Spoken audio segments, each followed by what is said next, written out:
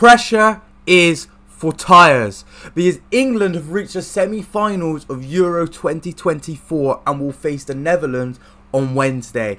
Wow. I thought it was over. I thought before this game even started that England were out.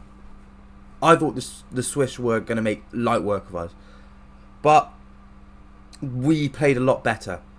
There was improvement in our game. We played a lot better than we have in previous games in this tournament. Yes, we weren't the best, but there was improvement, and it all came with the formation change. But before I even get into the game, please like this video if you enjoy, comment down below your opinions on the match, and also subscribe to the channel if you haven't already. We're very close to 400 subscribers, and I would like to reach that in probably, let's try to reach that before the end of the Euros. I think that's a doable goal. But yeah, without any further ado, let's talk about this game, man. Let's talk about this game because it was a lot better.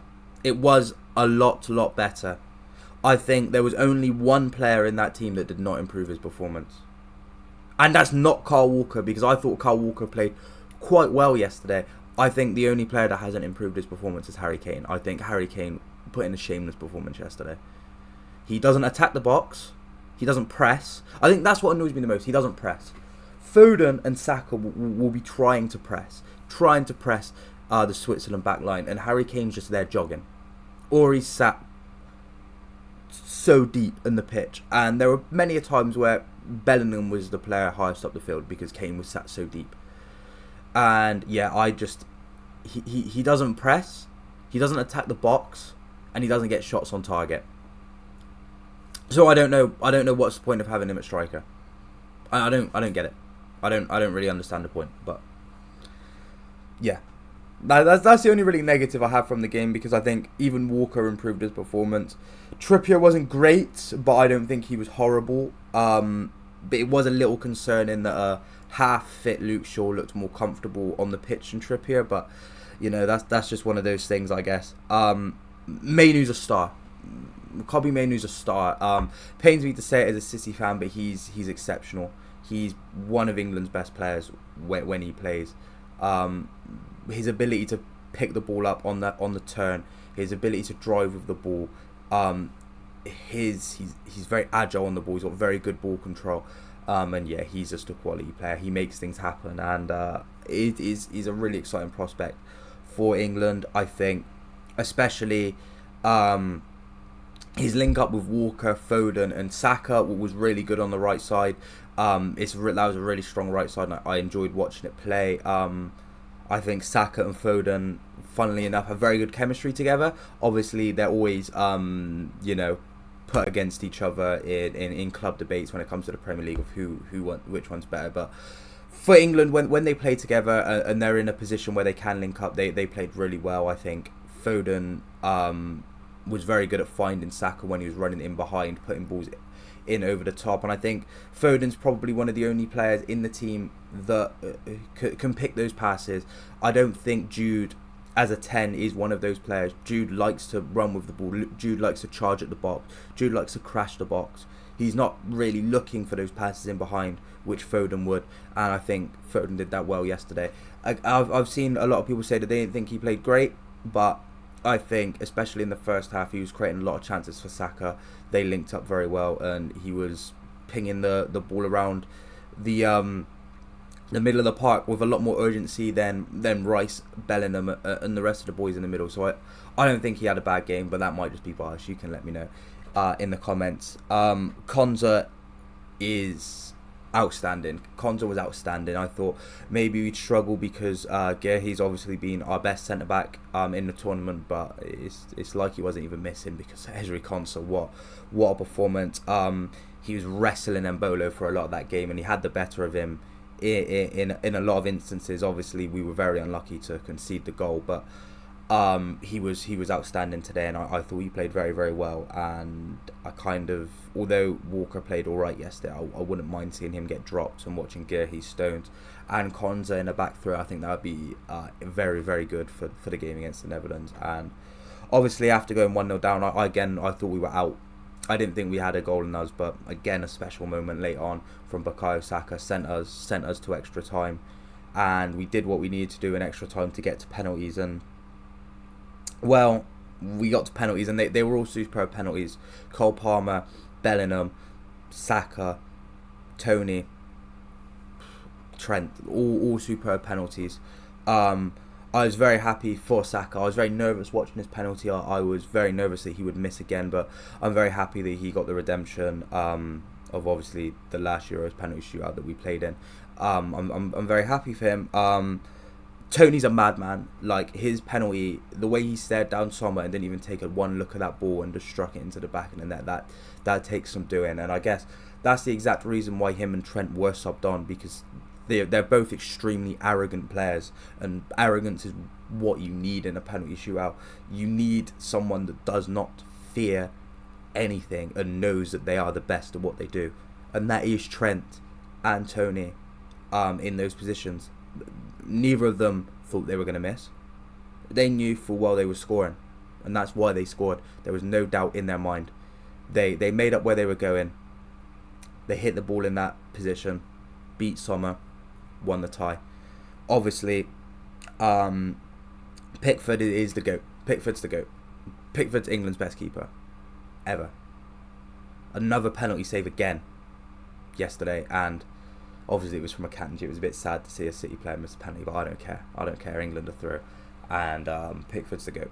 Honestly, if any player in this England team, if there's any player under Southgate that has played the World Cups and the Euros under Southgate, if anyone deserves a trophy for England, it's not Kane, it's not Saka, it's not Foden, it's not Stones, it's not Maguire, it's not Walker, it's none of those players, it's not Trippier.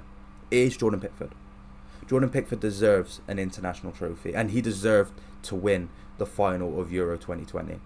He deserved it because he's outstanding for England. The only thing I can say bad about Jordan Pickford is that his distribution is absolutely disgraceful, and his long balls are actually a bit frustrating to watch. But I'd say probably... let me move this light. It's actually kind of blinding me, I'm not going to lie. Yeah, that's better. Yeah, his distribution, his long balls are a bit annoying to watch, but I think as a shot stopper, as a keeper, he's the best I've seen for England in my lifetime. And obviously, you've got Banks, World Cup winning goalkeeper. Like, you can't take that away from him, obviously, but I still think that there is definitely a case for Pickford to be the best English keeper. Because when you look at it, England had won one shootout in 7 penalty shootouts, right? 1-1, lost 6 before Jordan Pickford, with 2 penalties being saved in those 7 shootouts. Only 2. Pickford has played 4 penalty shootouts for England, saved 4 penalties, and he has won 3 of those 4 shootouts. Like, what can you say to that? What can you say to that? Like, he's not saved 4 penalties even. He saved 5. He saved 5 penalties, and he's just a serious goalkeeper. His mental ability up here, he's crazy. He's like Edison in that way, that he's not the most sane person in the world, and that's what puts him above the rest. He doesn't feel nervous. He's always composed. He's always backing himself, and that's why he's the perfect man to have between the sticks for a penalty shootout. And yeah, he's exceptional for England, and he's been again exceptional this tournament, and I think he is definitely one of Southgate's best players that he's had as his career as England manager. And that moves me on to Southgate, because yes, Southgate shouldn't be England manager. It's crazy to say after reaching a Euro semi-final, but he shouldn't be England manager. I think there are definitely better options than Southgate. But if you can say anything about Southgate that you can't say about any past England manager, he gets results when we play bad football, and you can't say that about any other England manager. You can't. We might not play good football And we could definitely benefit from having a better coach. And Southgate's time is definitely up as England manager. But he still gets results. It might not be the best football you see. It might be at the detriment of some of the players in the squad. He might not be the best man manager. Might not be the best tactician. Might not be the best anything. But he gets results. And at the end of the day, that's all that matters. And that's why I'm very indifferent towards Southgate. Because I don't think he should be England manager. I don't think he's good enough to be England manager. But you can't argue with his results. You actually cannot. 3 semi-finals? A final? 4 quarter-finals? Joke. Absolute joke. From an England perspective anyway, that's an absolute joke. From what we've been used to seeing in my lifetime, absolute joke of a manager. Results-wise. Management-wise, different story. But results, you can't argue with results. And that's why I'll always love him. I'll always love him. Showed me the best moment I've ever seen from an England point of view. And I can't take that away from him. But at some point, and that point being after the Euros, he does have to move on. And we can look back on him in a positive light before we get an early group knockout of the next World Cup and everyone fully hates him. But yeah, that's all I've really got to say. Looking forward to the game on Wednesday, although I'm at work when the game's on, so yeah, I won't be able to watch much of it, but you know, I'll try get a video out for that. But yeah, if you like the video, obviously leave a like, comment down below your thoughts on the game, on who you think is going to win the semi-finals and who you think is going to win the final of the Euros. Obviously leave your thoughts on Pickford as well, if you think he really is the best, because I think he's the best. It's a lot better than that embarrassment Peter Shilton anyway. But yeah, obviously subscribe to the channel if you haven't already. Like I said, very close to 400 subscribers would mean a lot if we reach that goal before the end of the Euros. And obviously check out the rest of the videos on the channel if you haven't already. You definitely will not be disappointed. Follow me on Twitter, obviously at Nathaniel Knows Ball on Twitter over there as well. You know, I'm a lot more funny on Twitter than I am on here, because you know, it's one of those things, isn't it? But yeah, I've been Nathan. See you in the next video. Peace. Shut down cases. They belly dots to the can't see faces. Chasing the bad guy chase it. You don't wanna be the one like Ace and like GTA trying to turn them out wasted. Aye, tell a bad bitch come break it. Body come mad, come shake it. Shit then, get back to the basics. Bro, done shut down cases. They belly dots to the